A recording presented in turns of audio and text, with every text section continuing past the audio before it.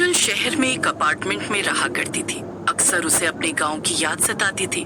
जब चंचल छोटी थी तब वो अपने मम्मी पापा के साथ गांव में ही रहा करती थी, पर पापा के ट्रांसफर के बाद वो शहर आ गई और फिर कभी गांव लौट कर नहीं गई। एक दिन कॉलेज के बाद जब चंचल घर आकर अपने बिस्तर पर लेटती है तो सोचने लगती है, कितना वक्त हो गया है ना गांव छोड़े हुए। तब मैं कितनी छोटी सी थी, कितना मजा आता था वहाँ, कितनी सारी खट्टी मीठी यादें हैं गांव की। पर अब क्या, अब तो जिंदगी में बस यही शहर का शोर रह गया है। चंचल खुद से बातें कर ही रही थी कि तभी उसे एक आवाज सुनाई देती है, कबाड़ी वाले, कबाड़ी वाले।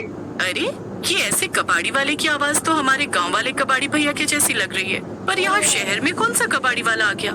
यहाँ पर तो सभी लोग ट्रक से कचरा फेंकवाते हैं। कबाड़ी वाले की आवाज और तेजी से आने लगती है, जिसे सुनकर चंचल अपनी खिड़की से नीचे देखती है, पर नीचे कोई भी नहीं था। सिर्फ कबाड़ी वाले की आवाज जोर जोर से सुनाई दे रही थी। ये क्या हो रहा है? कोई दिख तो नहीं रहा बाहर। फिर ये आवाज कहाँ से आ रही है? बाहर जाकर ही देखती हूँ, अभी पता चल जाएगा कि आखिर क्या मामला है। चंचल घर से निकलकर बाहर सड़क पर उस कबाड़ी वाले को ढूंढने लगती है। वो उस आवाज का पीछा करते करते एक सुनसान इलाके में पहुंच जाती है, जहाँ अचानक से वो आवाज आनी बंद हो जाती है। अरे ये आवाज बंद कैसे हो गई? अभी तो यहीं कहीं से आ रही थी, अब कहाँ चला गया वो कबाड़ी वाला? तभी अचानक से चंचल के ठीक पीछे एक भूत आकर खड़ा हो जाता है। जैसे चंचल पलटती है, वो उस भूत को देखकर हैरान रह जाती है। अरे तुम तो एक भूत हो। क्या तुम ही थे जिसने मुझे कबाड़ी वाले को आवाज़ें लगाकर यहाँ तक बुलाया? हाँ, मैं ही था। और लगता है तुमने मुझे पहचाना नहीं चंचल। क्या मतलब मैंने तुम्हें पहचाना नहीं? मैं किसी भूत को नहीं जानती। तभी भूत अपने इंसानी रूप में आ जाता है, जिसे देखकर चंचल फिर से हैरान हो जाती है। अरे आप तो वही कबाड़ी वाले अंकल हैं ना, जो मेरे गांव में रहते थे, हमारे साथ में खेला करते थे और अक्सर मैं घर से काम का भी सामान चुपके से निकाल कर आपको दे देती थी। ओहो, कितनी अच्छी याद है गांव की। पर आप ये भूत कैसे बन गए अंकल? भूत वापस इंसान से भूत के रूप में आ जाता है और चंचल से कहता है, चंचल, एक तुम ही थी पूरे गांव में जो मुझे अपना मानती थी। बाकी तो पूरा गांव ही मुझे गरीब और मनहूस कहता था। कोई भी मुझसे बात नहीं करता था। तुम्हारे जाने के बाद भी ऐसा ही हुआ। क्या ऐसा क्या हुआ मेरे जाने के बाद जो आप यूं भूत में बदल गए? मुझे सब कुछ बताइए ना। तुम्हारे जाने के कुछ साल बाद लोगों के मन में मेरे लिए नफरत और बढ़ गई। वो चाहते थे कि मुझे गांव से निकाल दिया जाए, क्योंकि मैं गरीब हूँ और कबाड़ी वाले का काम करता हूँ। इसीलिए इन लोगों ने मुझ पर झूठा इल्जाम लगा दिया कि मैं लोगों के घरों से चोरी करता हूँ, और उन्होंने मुझे और मेरे परिवार को धक्के मारकर गांव से निकाल दिया।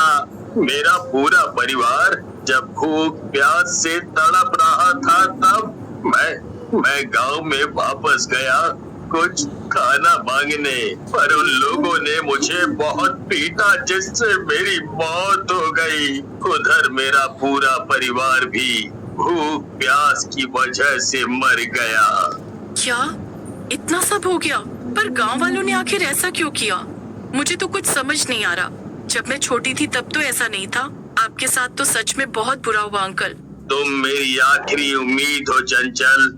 मैं चाहता हूँ तुम मेरे साथ चलो और उन गांव वालों से मेरी और मेरे परिवार की मौत का बदला लेने में मदद करो। ठीक है, मैं चलूंगी आपके साथ। मैं अभी घर से अपना सामान लेकर आती हूँ। चंचल जल्दी से घर जाती है और अपना सामान पैक करने लगती है। अरे ये तुम कहाँ के लिए सामान बांध रही हो चंचल? मम्मी, मुझे एक कॉलेज ट्रिप पर जाना है 2 दिन के लिए, उसी के लिए सामान पैक कर रही थी। अच्छा ठीक है बेटा, अपना ध्यान रखना और मुझे फोन करते रहना। चंचल भूत के साथ गांव जाने के लिए निकल जाती है। चंचल, गांव वालों को पता था कि मैं एक भूत बन गया हूँ और उनसे बदला लेना चाहता हूँ। इसीलिए उन्होंने एक तांत्रिक को बुलवाकर गांव के मंदिर में एक पवित्र धागा बांध दिया, इससे मैं अंदर नहीं जा सकता हूँ।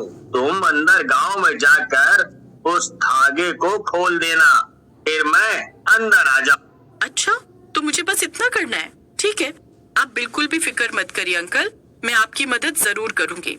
गांव पहुंचते ही सबसे पहले चंचल गांव के मंदिर में जाकर वो धागा खोल देती है।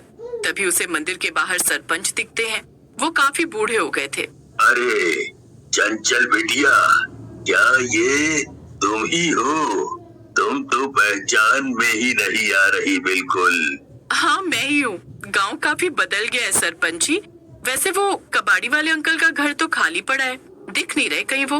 अरे वो दरअसल तुम जानती नहीं चंचल, तुम्हारे जाने के बाद यहाँ बहुत कुछ हुआ।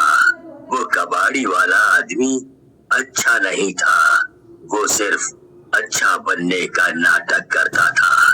क्या नाम था उसका? हाँ, बिरजू।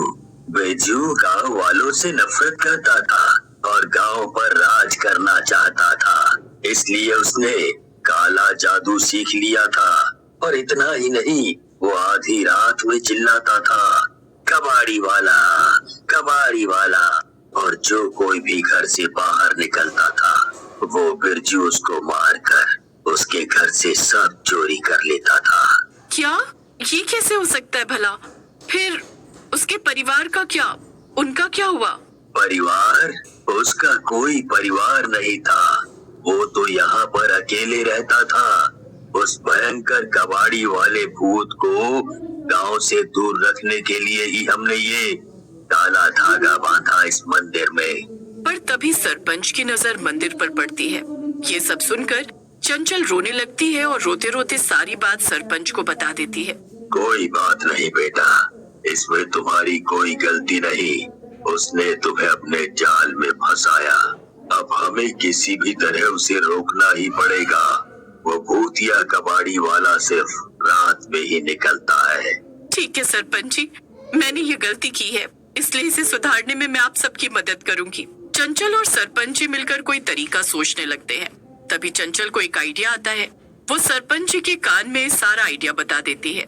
हाँ तो फिर ठीक है, सबसे पहले हमें सभी गांव वालों को आगाह करना होगा कि कबाड़ी वाले की आवाज सुनकर रात में कोई भी बाहर न निकले। चंचल और सरपंच अपने अपने काम में लग जाते हैं। रात होते ही भूतिया कबाड़ी वाला लोगों के घर के बाहर आवाज लगाने लगता है, पर पूरे गांव में से कोई भी अपने घरों से बाहर नहीं निकल रहा था। तभी भूत के सामने एक घर से निकलकर चंचल आ जाती है। मैंने तुम पर भरोसा किया था और तुमने मेरा भरोसा तोड़ दिया, पर अब तुम्हें सभी गांव वालों को और मुझे सताने की सजा जरूर मिलेगी, समझे तुम? तभी पीछे से सरपंच कबाड़ी वाले के पास रखे हुए कबाड़ में आग लगा देता है। ये क्या किया तुमने? मेरा सारा कबाड़ जला दिया। पर तुम्हें क्या लगता है इससे तुम मुझे मार सकोगे? बिल्कुल नहीं। मेरी शक्ति इस कबाड़ में नहीं बल्कि मेरी आवाज में है। ओहो, तो शुक्रिया हमें ये बताने के लिए कि तुम्हारी शक्ति तुम्हारी आवाज में है। अब हम तुम्हें आसानी से हरा सकेंगे, क्यों सरपंच जी? पर भूत ये सब सुनकर कुछ समझ नहीं पाता। उसे लग रहा था कि ये इंसान उसका क्या ही बिगाड़ पाएंगे। बस अब बहुत हो गया, अब मुझे भूख लग रही है। इतना बोलकर भूत सरपंच को पकड़ लेता है और उसे धक्का देकर जमीन पर गिरा देता है। जैसे ही भूत सरपंच को मारकर खाने ही जा रहा था, इतने में चंचल जल्दी से एक चाकू उठाती है और भूत के गले पर वार कर देती है, जिससे भूत की आवाज चली जाती है। तुमने खुद ही हमें अपनी कमजोरी बता दी, तुम्हारा बहुत बहुत धन्यवाद। अब तुम्हारा इस गांव में समय खत्म हुआ। आवाज जाते ही भूतिया कबाड़ी वाला भी जलकर राख हो जाता है। चंचल जल्दी से सरपंच को उठने में मदद करती है। उठिए सरपंच जी, अब वो भूत जा चुका है, अब वो कभी लौट कर नहीं आएगा। धन्यवाद चंचल, तुमने सभी गांव वालों की जान बचा ली। तुम ना आती तो हम सबको हमेशा उस भूत के खौफ में जीना पड़ता। हमने उसे गांव से तो भगा दिया था, लेकिन हम सब उसके खौफ में ही जी रहे थे। ये तो मेरा फर्ज था सरपंच जी, मुझे नहीं पता था कि मुझे इस तरह से गांव वापस आने को मिलेगा। पर कोई नहीं, मैं जल्द ही वापस आऊंगी, फिर हम लोग खूब मजे करेंगे। हाँ बिल्कुल चंचल, फिर हम सब तुम्हारा अच्छे से स्वागत करेंगे। इसके बाद चंचल वापस शहर चली जाती है और गांव वाले भी खुशी खुशी रहने लगते।